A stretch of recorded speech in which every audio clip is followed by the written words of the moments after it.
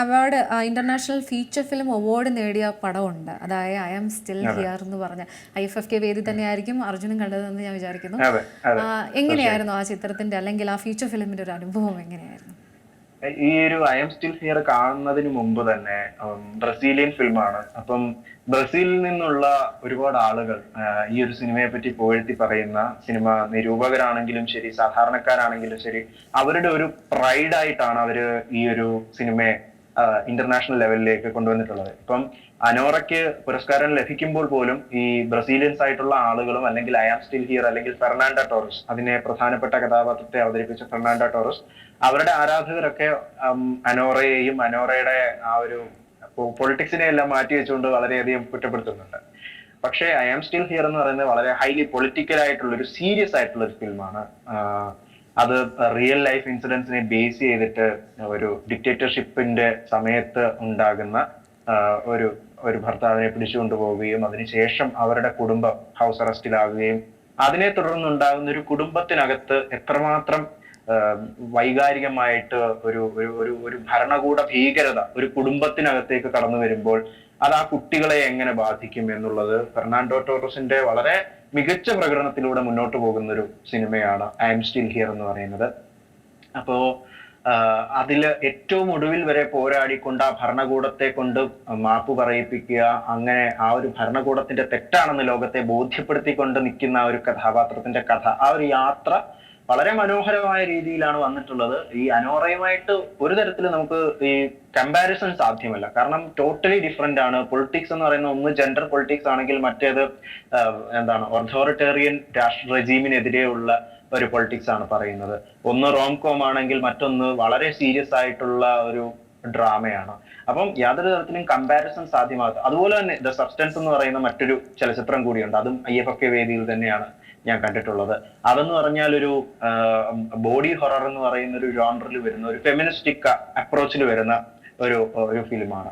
അപ്പം ഇതിന്റെ എല്ലാ ആരാധകർ, ഈ സബ്സ്റ്റൻസിന്റെയും ഈ ഐ എം സ്റ്റിൽ ഹിയറിന്റെയും ഒക്കെ ആരാധകർ ഇപ്പോൾ അനോറയ്ക്ക് ഒരു ഒരു പുരസ്കാരം ലഭിക്കുമ്പോൾ അതിനെതിരെ പ്രതിഷേധിക്കുന്നത് ഞാൻ കാണുന്നുണ്ട്. സബ്സ്റ്റൻസിന്റെ എന്താണോ സബ്സ്റ്റൻസിന്റെ എലമെന്റ് ആ ഒരു ചലച്ചിത്രത്തിൽ പറഞ്ഞു വെക്കുന്ന എസെൻസ് അത് തന്നെയാണ് ഇപ്പോൾ ഓസ്കാർ വേദിയിൽ സംഭവിച്ചിരിക്കുന്നത് എന്നൊക്കെ ആരോപണങ്ങൾ ഉണ്ടാകുന്നുണ്ട്. ഗ്ലാമറസ് ആയിട്ടുള്ള റോളുകൾ ചെയ്യുന്ന ചലച്ചിത്രങ്ങൾ അല്ലെങ്കിൽ അത്തരത്തിലുള്ള നടിമാർക്കാണ് ഇവിടെ പുരസ്കാരം കൊടുക്കുന്നത്. അല്ലാതെ ദ സബ്സ്റ്റൻസിലെ ഡെമി മൂറിനെ പോലെയുള്ള കുറച്ച് മിഡിൽ ഏജ്ഡ് ആയിട്ടുള്ള വളരെ ഇമോഷണൽ ആയിട്ടുള്ള ഇന്റൻസ് ആയിട്ടുള്ള ക്യാരക്ടേഴ്സിനെ ചെയ്യുന്ന ആളുകൾക്ക്, ഫെർണാണ്ടോ ടോറസിനെ പോലെയുള്ള ആളുകൾക്ക് പുരസ്കാരം കൊടുക്കാത്തത് ഇത് സബ്സ്റ്റൻസിൽ പറഞ്ഞു വെച്ചിരിക്കുന്ന ഐഡിയയുമായിട്ട് ചേർന്ന് നിൽക്കുന്ന ഒരു കാര്യമാണെന്ന് പറയുന്ന ആരാധകരൊക്കെ ഉണ്ട്. അപ്പൊ ഇതെല്ലാം തന്നെ മികച്ച സിനിമകളാണ്. ഇത്തവണത്തെ IFFKയുടെ ഏറ്റവും വലിയ ഒരു ഒരു ഒരു മികവ് എന്ന് പറയുന്നതും ഈ പറയുന്ന എല്ലാ തരത്തിലും മികച്ച സിനിമകൾ, അതും ഈ ഇന്റർനാഷണൽ ലെവലിൽ അക്ലെയിം കിട്ടിയിട്ടുള്ള ചലച്ചിത്രങ്ങളൊക്കെ തന്നെ കേരളത്തിലെ അല്ലെങ്കിൽ ഇന്ത്യയുടെ പല ഭാഗത്ത് നിന്ന് IFFK കാണാൻ വേണ്ടി എത്തിയ ഓരോ പ്രേക്ഷകർക്കും കാണാൻ സാധിച്ചു എന്നുള്ളതാണ്. അപ്പം ഒരു വിലയിരുത്തൽ ഇത് തമ്മിൽ സാധ്യമല്ല എങ്കിൽ പോലും രണ്ടും അതിൻ്റെതായിട്ടുള്ള, അല്ലെങ്കിൽ ഈ സബ്സ്റ്റൻസ് ഓരോ സിനിമയും അതിൻ്റെതായിട്ടുള്ള രീതിയിൽ മികച്ചു നിൽക്കുന്നതാണ്. ഐ എം സ്റ്റിൽ ഹിയറിനെ കുറിച്ച് പറയുമ്പോൾ എൻ്റെ മനസ്സിൽ ആദ്യം ഓടി എത്തുന്നത് ആ അവസാനത്തെ ഒരു രംഗമുണ്ട്. അതായത് അവസാനത്തെ എന്ന് പറഞ്ഞാൽ തൊട്ട് മുമ്പിൽ ക്ലൈമാക്സോടനുബന്ധിച്ച് ആ ഡെത്ത് സർട്ടിഫിക്കറ്റ് കിട്ടുന്ന സമയത്തുള്ള ഉണ്ടാകുന്ന അവരുടെ ആ സന്തോഷം. ഞാൻ കുറച്ച് മുമ്പ് വരെ ആ ഒറിജിനൽ ആ ഫോട്ടോഗ്രാഫും ആ സിനിമയിലും കൂടെ താരതമ്യം ചെയ്യായിരുന്നു. നമുക്ക് മനസ്സിലാകുന്നില്ല ഇതിൽ ഏതാണ് ഒറിജിനൽ അല്ലെങ്കിൽ ഏതാണ് സിനിമയിലെ രംഗം, റിയലിലെ രംഗം എന്ന് മനസ്സിലാവുന്നില്ല. അതുപോലെ കൃത്യതയോടെ തന്നെ അവരുടെ ആ സന്തോഷം കാണുമ്പോൾ നമുക്കൊരു റിലീഫാണ്. എന്ന് വെച്ചാൽ ആ ഭരണകൂട ഭീകരതയ്ക്കെതിരെ അല്ലെങ്കിൽ അവർ അത് മരിച്ചു, അയാൾ മരിച്ചിരിക്കുകയാണ് എന്ന് അവർ തന്നെ പറയുന്ന ആ സർട്ടിഫിക്കറ്റ് അവരെ കയ്യിൽ പിടിച്ചിരിക്കുന്ന ആ രംഗം ശരിക്കും ജീവിതത്തിൽ അവർ എത്രത്തോളം ആ ഫൈറ്റിങ് അവരുടെ ആ ഒരു അല്ലെങ്കിൽ ആ ഒരു ആ സമയത്തുണ്ടായിരിക്കുന്ന ആ കുടുംബത്തിൽ, നമ്മളും ആ കുടുംബത്തിൽ ഒരു അംഗം എന്നൊക്കെ പറയുന്ന ഒരു രീതിയിലായിരുന്നു നമുക്ക് ഫീൽ ചെയ്തിരുന്നത്. എങ്ങനെയായിരുന്നു ആ രംഗത്തെയൊക്കെ അർജുൻ ഓർക്കുന്നത്?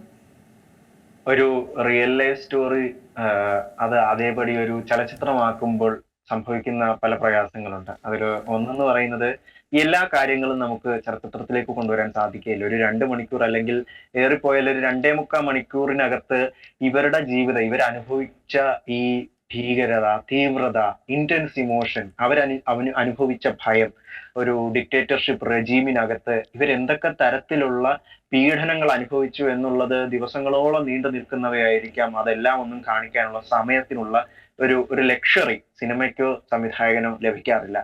അവിടെ വളരെ കൺസൈസ് ആയിട്ട് ക്രിസ്പായിട്ട് ഓരോ ചാപ്റ്റേഴ്സ് ആയിട്ട് അതിനെ എടുത്തു വെക്കാൻ സാധിച്ചു എന്നുള്ളതാണ് ഐ എം സ്റ്റിൽ ഹിയറിന്റെ ഏറ്റവും വലിയൊരു വിജയം എന്ന് പറയുന്നത്. ആദ്യം തുടക്കം മുതൽ എങ്ങനെ അവരൊരു അതോറിറ്റേറിയൻ റെജീമിനകത്താണ്, അതിനുശേഷം അവിടെ ഉണ്ടാകുന്ന ആ വീടിനകത്ത് എങ്ങനെ ഒരു വീടിനകത്ത് നിന്നുകൊണ്ട് ആ വീട്ടിലെ